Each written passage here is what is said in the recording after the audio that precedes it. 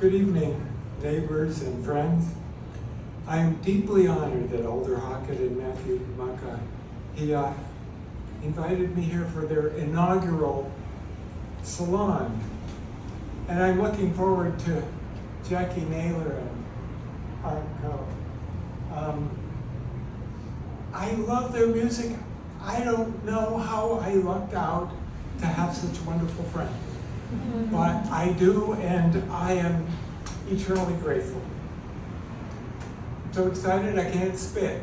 And speaking of spitting, I stand here before you today as living proof that you can't teach an old dog new tricks. I am 75. I came out as a transgender woman 4 years ago in the transgender program at the San Francisco VA hospital.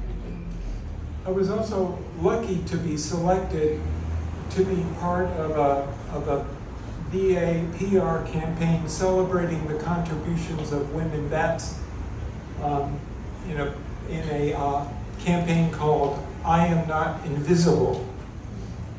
And the VA gave us 24 women a reception, and they invited me to speak. And this is some of what I said. What does I am not invisible mean to me? In 1966 in the Army, I was invisible. Finally, this last year, I came out as a proud transgender woman in the VA transgender program here at Fort Miley. Out, visible.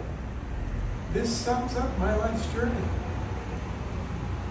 So I have a poem for you called I Am Not Invisible. On 22 January 2019, the Supreme Court moves to erase me.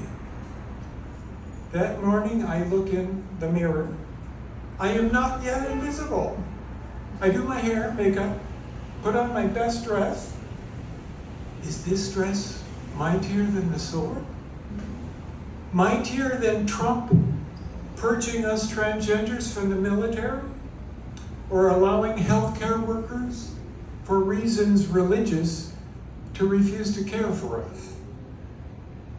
This dress might not be mightier than that sword. That morning, in that dress, I step out into the world, take the 38R to Fort Miley, find my military bearing, slowly stroll the halls, chin held high, smiling at my fellow vets. Disasters are easy to imagine. Yet everything I was too scared to do before, I am doing right now in this dress, right now. Fear and delight create champagne. I am not invisible.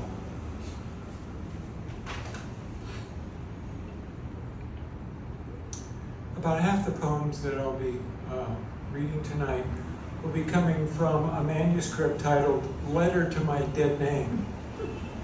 So many of the poems begin with the word letter. So it's the conceit is that it's a book of poetic letters. So let's start with the title poem. Letter to My Dead Name has a subtitle. On the occasion of a court decree changing my name and gender and the issuance of a new birth certificate. You need to know for this poem that my dead name was Richard. I wear this humble house dress. All other ways are useless. You, Richard, are deterred. Yes, something has occurred. Oh, the things I have to say. My tongue is very loose today. I was a faggot to my brother. I was raped by my mother. I am a woman of my own. These thoughts I cut to bone. This is my final word. Yes, something has occurred. Oh, you of the wayward herd, there is no longer Richard. Hell, there never was a retreat. Yes, something has occurred. Love, Richelle.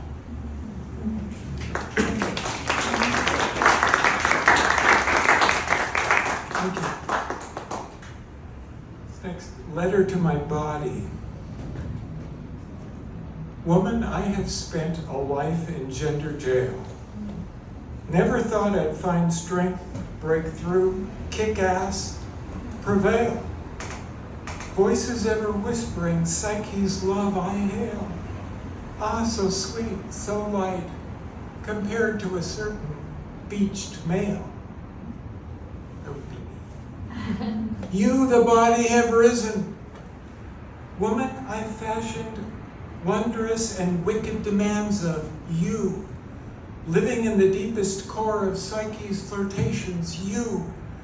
Passionately fearful, wonderful experimentations, you. Sought 1,000 mirrors where I have glimpsed you. You, the body, have risen. Woman, myself in the skull, sweet feminine, long buried ingrate. Love these all new brains, new eyes, new faces, all new fate.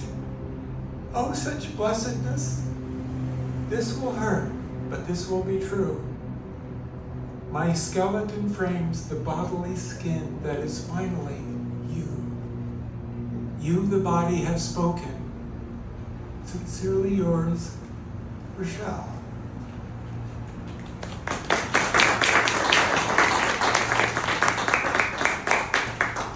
Here's a good question I could never solve. How do you be a boy? How do you be a boy? I called my older brother Bozo. He calls me faggot. At school, I'm hoping to do better for nicknames like Slaughter, short for Slaughterhouse. But Tommy Kraus decides on Hot Lips, which I hate and which confuses me. But maybe Tommy's only being accurate. Maybe I am a girl, because boy, do I have a kisser. My mother's friends keep saying, well, you look at the mouth on that kid. What a waste on a boy. Doesn't even need lipstick. That got killed for those eyelashes. You can have them, I say. I suck in my lower lip. I take scissors to my eyelashes. How do you be a boy?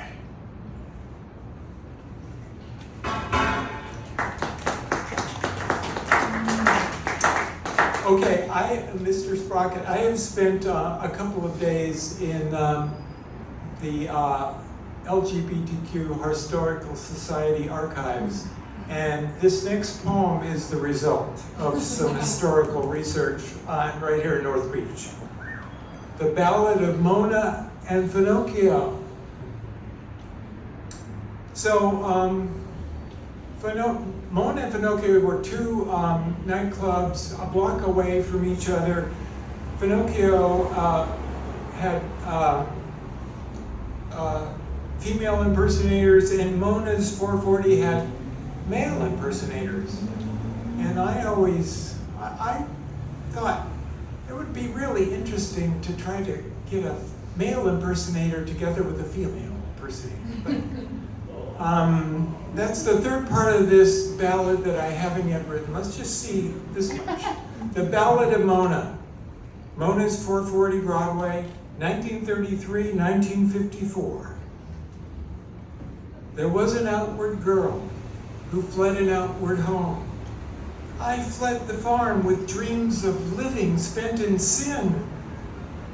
I had never been she, I had always been he. So I traveled by train in the age of steam across a vast country. There, World War II San Francisco lay wide open. Beneath those big city lights, I flowered, I awoken.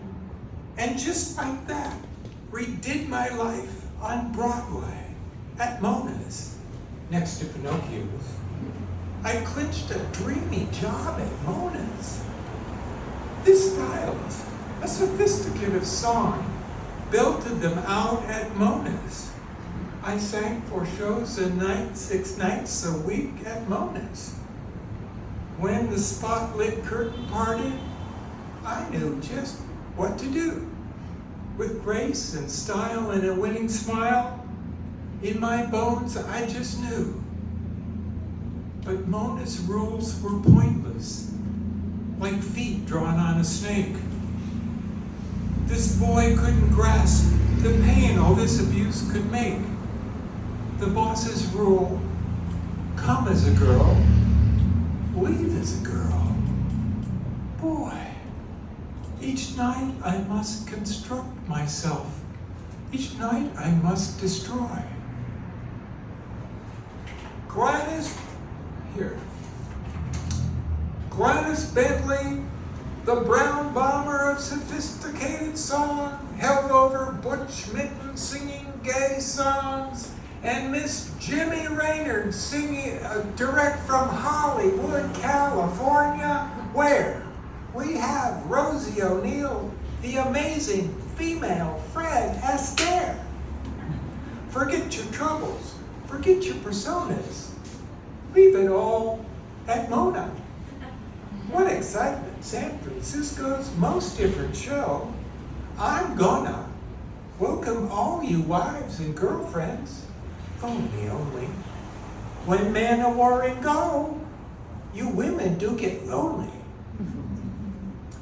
Goodbye girdles, heels, high short hair, male drag. We all dressed butch, but it was not a gag.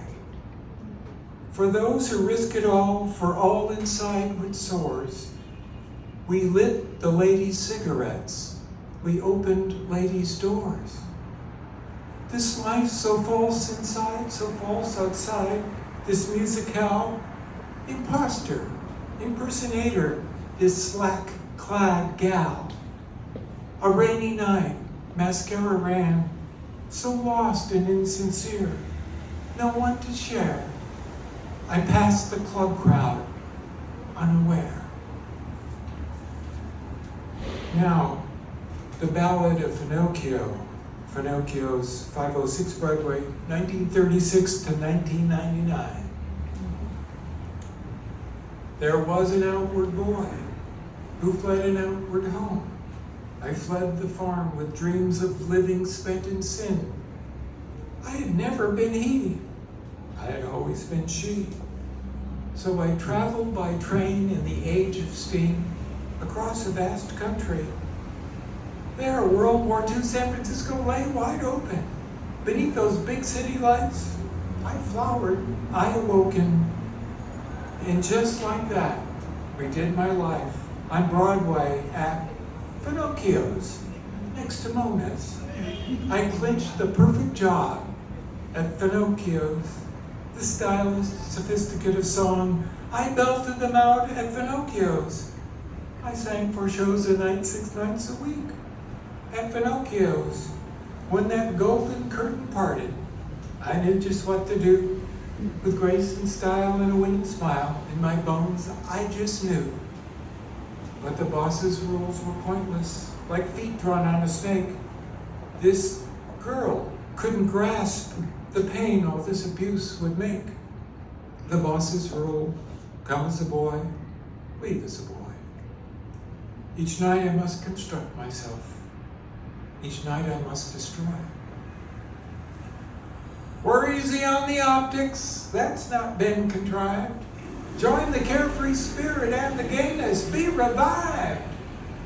America's most unusual nightclub featuring the globe's foremost female impersonators, SF's most unique show. Forget your troubles, forget your woes, and join us at Pinocchio's. We're saving USA at San Francisco's most different stage show. I welcome all you servicemen, you must phone me only. When one a-warring goes, one can't get mighty lonely.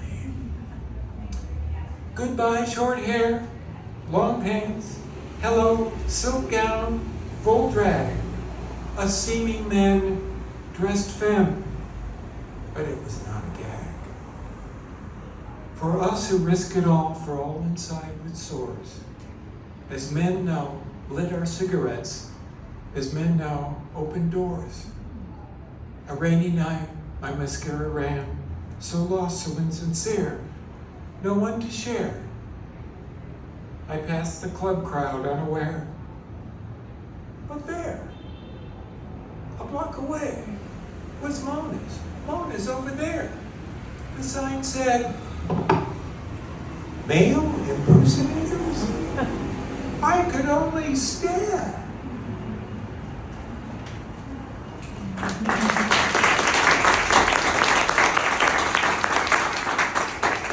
I guess I have to write the third part now. There are over 300 anti-transgender bills that have been proposed by 32 state legislatures and 175 bills introduced in 2022, according to the Human Rights Campaign and CBS News. Republicans want to outlaw people like me. I seem to have found myself in a demographic that's convenient and easy to ridicule and hate. Republicans want to erase us, drive us back into the closet. Guess what? We're not going.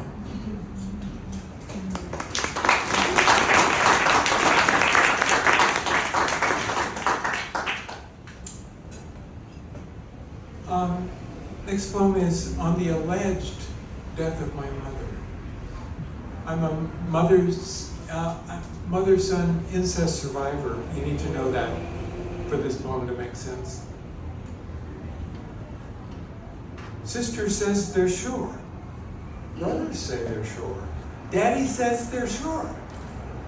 You all say she's dead. Swear on stacks of Bibles Mom is cold and dead. I fear she's alive. Her could not kill her. Swear I did not kill her. What if she's alive? Should have tried to kill her. Mama's going to die. Doctor says they're sure. Lawyer says they're sure. Graveyard says they're sure. Mama can't be dead. Can she be alive? You said she's surely dead. Cannot be free. If a smile means enjoyment, she enjoyed her raping me. Man of God is sure. Bank is double sure. Heart is not so sure. Would have killed her, butchered her in poems. Would have been sure.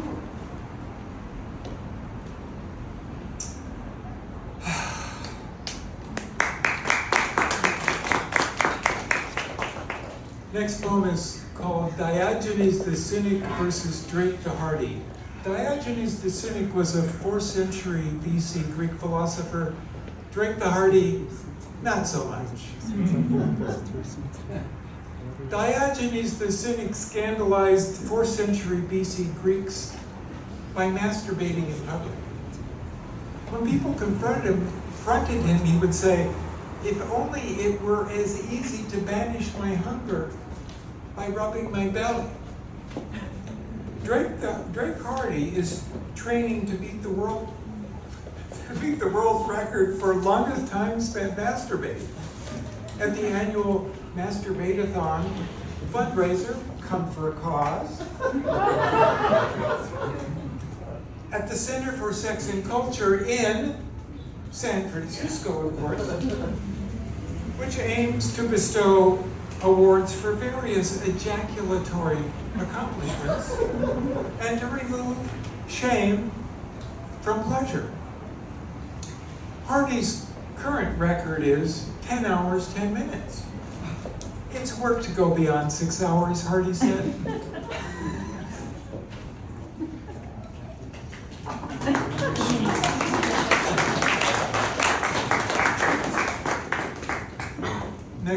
Next poem is dedicated to Donald J. Trump.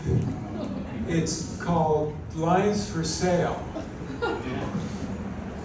I shovel the media's lies, lies that miss the screen, piles of lies beyond reckoning, moldering in dark places, vivid fakery, verbal disasters, beyond a mere humanities major.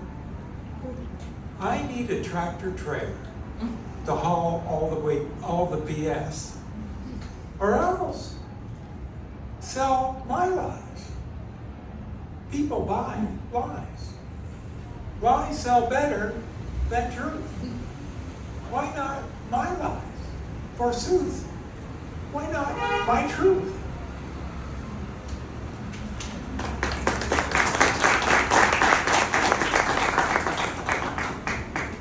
Next is maybe the first good poem I ever wrote. And it says a lot more about me than I knew at the time. It's called Macy's. I shopped for gifts poetic in lingerie. Aisles of bras began to fill with breasts. Rows of gowns with taut silk nipples. Cosmetics dumped aphrodisiacs in the air conditioning. I loved and lusted in bridal. Bells rang. Women burst from fitting rooms. Those men observed in foundations were caught and subdued. Mannequins mouthed, "Oh!" Security cavorted, buck naked in furniture. The store manager uncorked in liquor.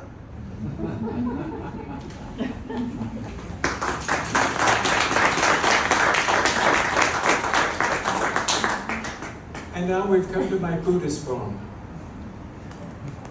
It's how I would be if I were a lot more perfect than I am.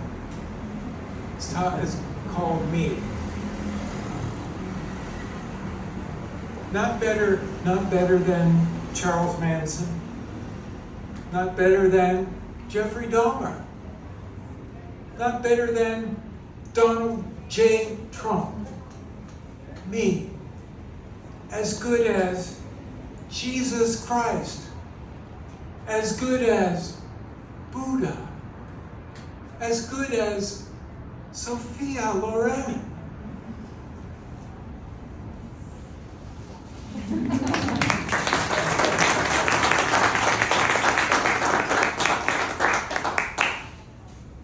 I've been married 3 times, so that explains this poem. Ex-wife number 3. We've been married 13 years. You don't know much about me. Isn't much I know about you. Now in our child's eyes, the decree. Now in our bodies dead, the silence. Can't charm my way out of this. Must look pathetic. A contrivance coming on to you in the emptied out house. You don't know much about me. After all is left these tears. After all is this debris. We've been married 13 years.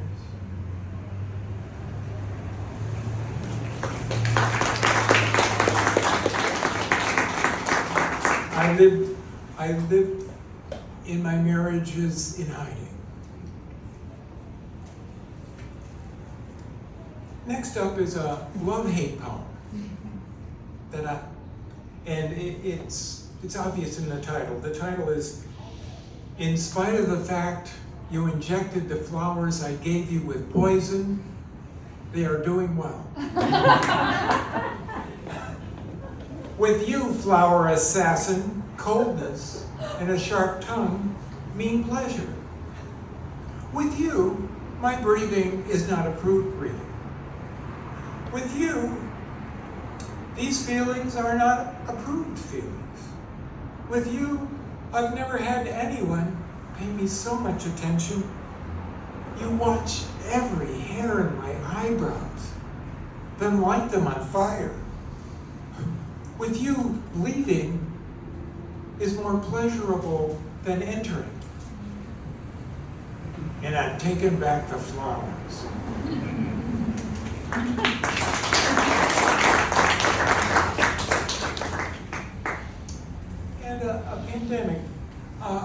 pandemic poem about gender.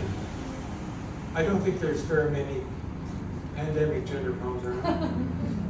And it's a tip of the hat to Dr. Strangelove, How I Learned to Stop Worrying and Love the Plague. Through my window I see there's still an outside. I love days like this, completely inside, safe, warm, alone, and therefore warm and safe. A secret in my life has been a fear of being walked in on while wearing women's clothes. Thank you, Brother Jack, with whom I shared a room, and who I never saw naked, and who I hope never saw me naked, never caught me in a slip up. It took 6 years here. After I moved here, I hope to die here, to finally feel alone, live female, shake off the last wife, a fear of being walked in on, almost gone, and now orders to shelter in place. April Fool heaven.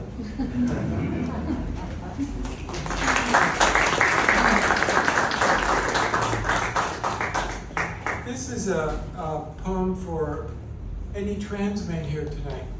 This is my love poem for you, trans man. Letter to a trans man. I'm not him. He's actually you. No freaking idea. What decides who? Nobody else is me.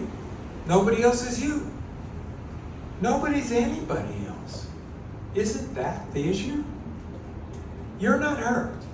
He's not me. Liberation's a joy. At last, we're free. I'm not him. I am she. Nobody else is me. Lifetime guarantee. We're not them. They're not us. Nobody's them. Ever thus. A gender carefree appalls the bigots. See? Empty. Empty, empty of falseness are we. I'm not him. He's actually you. No freaking idea. What decides who?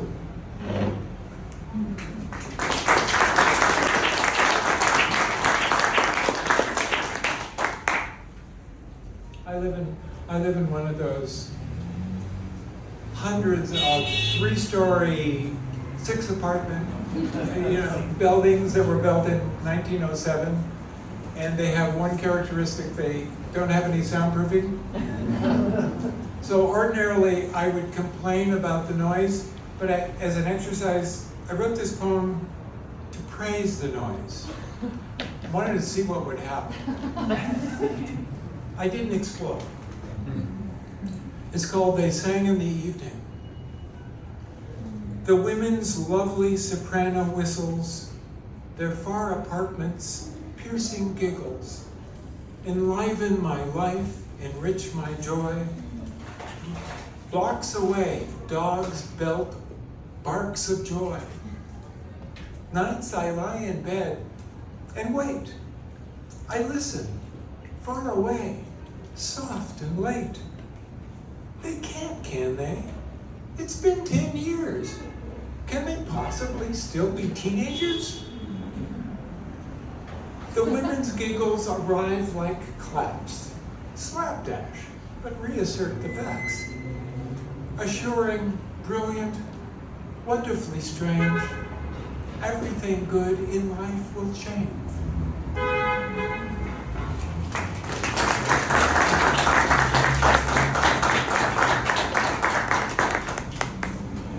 I'm not freezing. I have 2 granddaughters in Africa that I love dearly. In Accra, Ghana, my daughter is married to a beautiful Ghanaian man, and I have this incredible extended African family that I count myself lucky every day that I have them. So I have 2 poems from Africa. a crog on a storm. Blessed, my daughter suckles my granddaughter. Maya, Ama, Kanama, in the bluest chair. Jungle plants on the terrace dance. Skittish stallions across a far expanse. Black sky of wind and lightning flash. Rush to shut the sliding window sash. Thunder blasts, slant rain, harms none, envelops all. A mother loving, suckling the city in her vast, refreshing arms.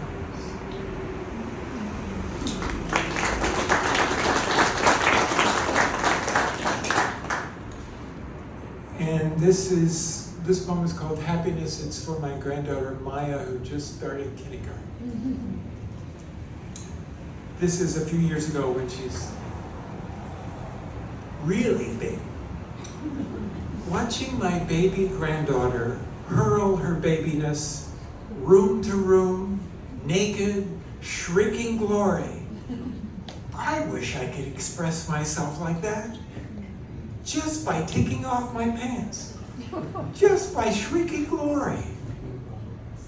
This odd sensation. What's this? What did I miss? You could heat a meal on how warm I feel. Something flows through my chest, warm, calm, at rest. It's happiness.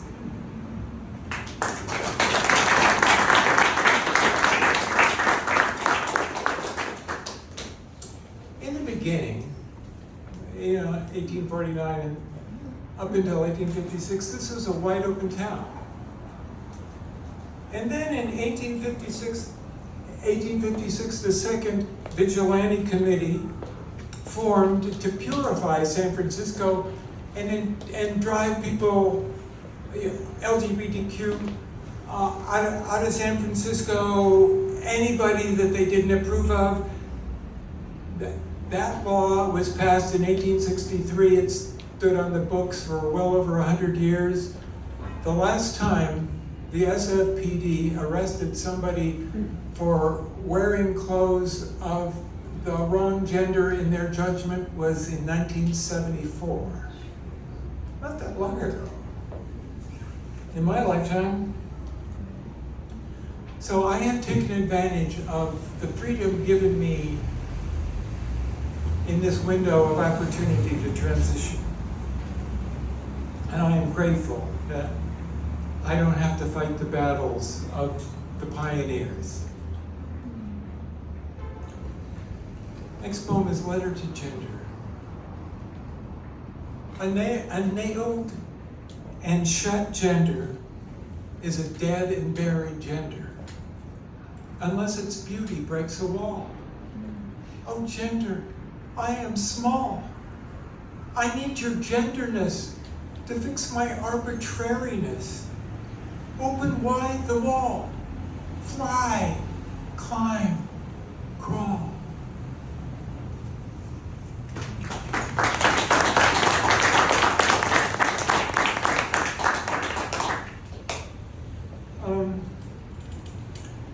This next poem equates being in the wrong gender with being in a coffin. It's called Dead Name in a Box. Unmoved, dead name in a box. Box, dead name in a box. Dead name, boxed in a box. Quiet, quiet, dead name. No widow cries on a box. Cries her loss to dead name. Last time I saw a dead name was sick of docks. No, dead name is in a box. Gone life in a box. Sorrow deep in a box. Death spell in a box. Dead name in a box. Quiet, quiet, dead name. Quiet, quiet, box. Quiet.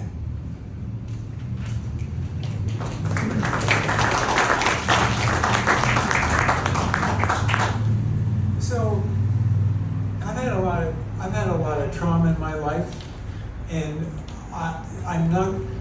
gonna give you the shortest possible way to explain what trauma feels like.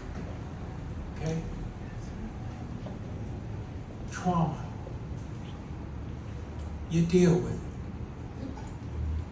You get over it. You move on. It comes back. Trauma. You deal with it. You get over it. You move on. It comes back. Trauma. You deal with it. You get over it. You move on. It comes back. And so forth.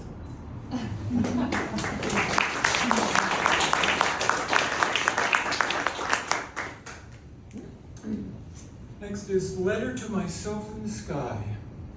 It equates writing formal poetry, metrical poetry, with doing aerial, like the Blue Angels, aerial acrobatics.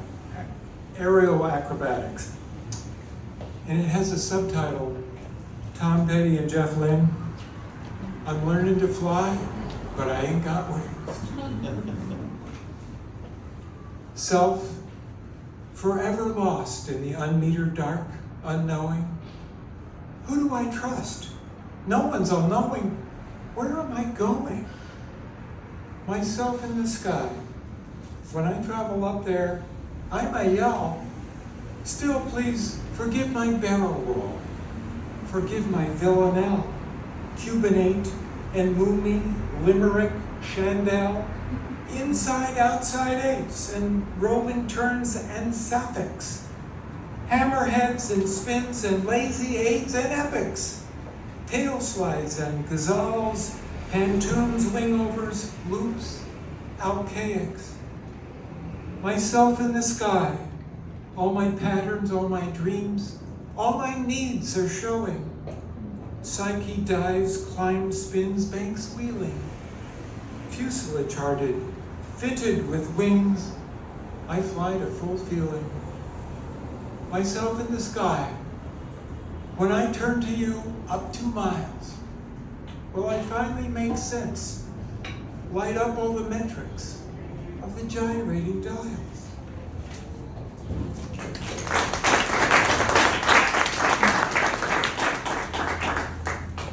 Next is a poetic farewell to my testicles.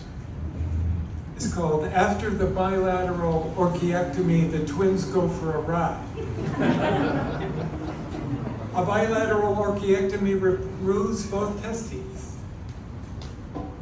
To grow a pair takes a lifetime. To cut them off takes a minute. Bronze them, please, like baby shoes. Hang them from my rear view mirror. Ah, yes. There's new life in the old girl. Not much with old Dick. Dix thinks Dick's driving a cab. He's not. Dick thinks Dick's taking the Balls twins for a ride. He's not. Dick thinks Dick's in the driver's seat. He's not. Dick thinks Dick's driving balls to the wall. Says over his shoulder, hey, we're almost to the wall. Been a pleasure. No answer. Dick looks back. No balls. Stop. Wait, look. In the shadows, what died? All my brave conceptions, fumbling for a ride, dead in Dick's pants, as whole worlds of gender collide.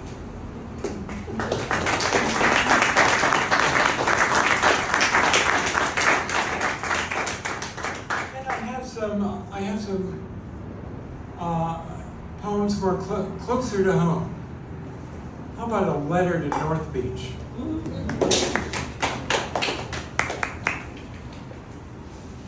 Let's start a religion for local goddesses. Call it the Church of Coit Tower.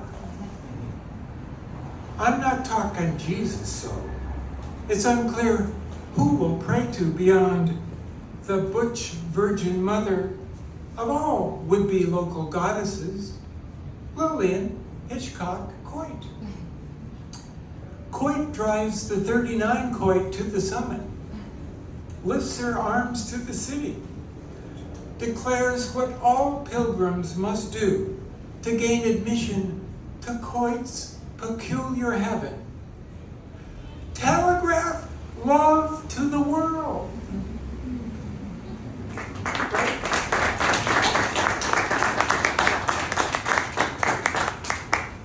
Okay, next is a dangerous one.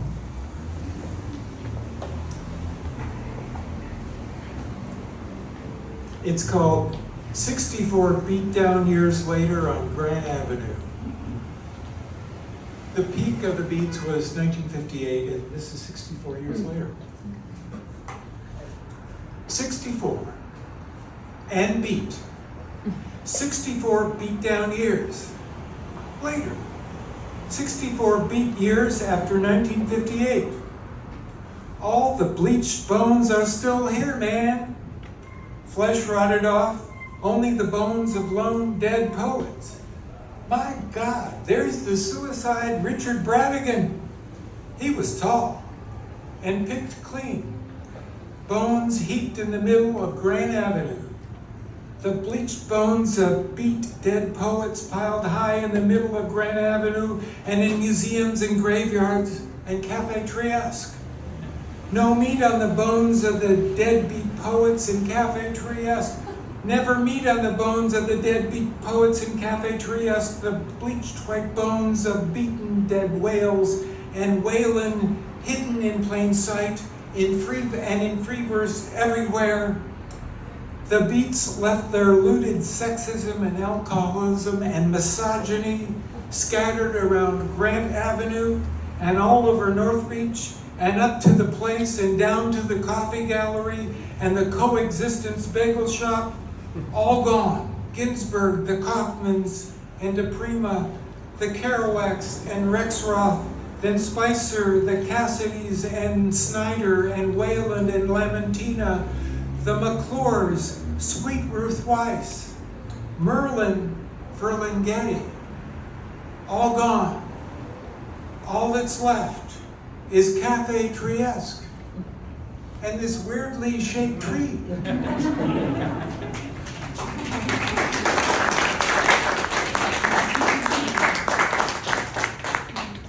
And of course I had to write a Disney gender poem. Letter to the Seven Dwarfs.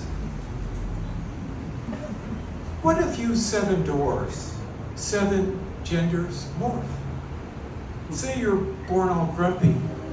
Surely you're the grumpy gender. Sneezy's the sneezy gender. Then there's dopey, happy, bashful, sleepy. Any gender you be, you are. And that's right. I'm Snow White.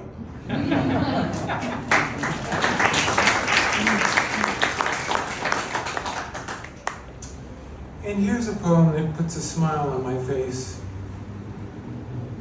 Love letter to a witch. The night's soft luster, queered by your sexy witching. The dive bar, dank, delicious, though I'm itching. And it's all really very, very bitchy. How joy manifests under the unstable table. And your gorgeous smile leans in like a total fable. But this time, I'm hoping it's your world too and stable. My love, searing for you, is not put downable on this earth. And with knowledge, heartbreaking, cold, condemnable, nothing so pretty that vandals will fill with remorse, as my mouth stuffed full gets hoarse between each course. Then, boom, chicka, boom, boom, ah yes, the kiss. These walls and people faces vanish, bliss, and smiling far back of your goddess head, the publican winks, and silly shut loves crack back open. Okay.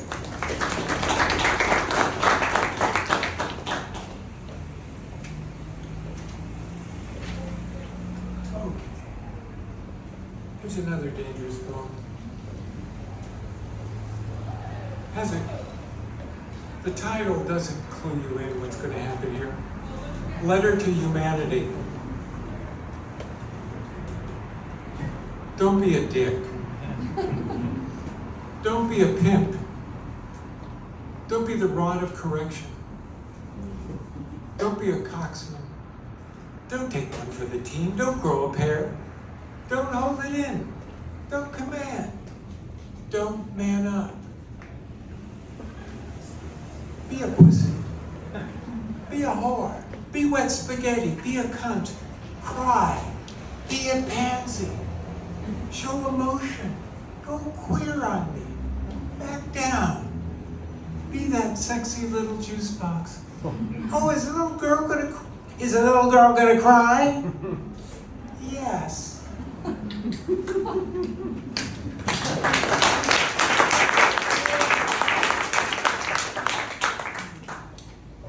Next is Letter to the Closeted.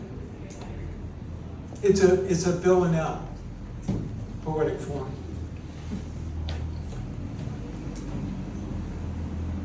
Why would you lock your toys in a box? Step outside, enjoy the din. Live your life unorthodox. Check your privilege, grab your socks. Where you going, where you been? Why would you lock yourself in a box? Don't be scared of all the shocks. Buzzing sounds are hardly sin. Live your life unorthodox. Seize the key. Unlock the locks, strap it on, plug it in. Launch yourself right out of that box. See what all the joy unlocks. Nothing's other than what it's in. Live your life unorthodox. You're boxed in life, smashed on rocks of class and race and gender sin. Why would you lock yourself in a box? Live your life unorthodox.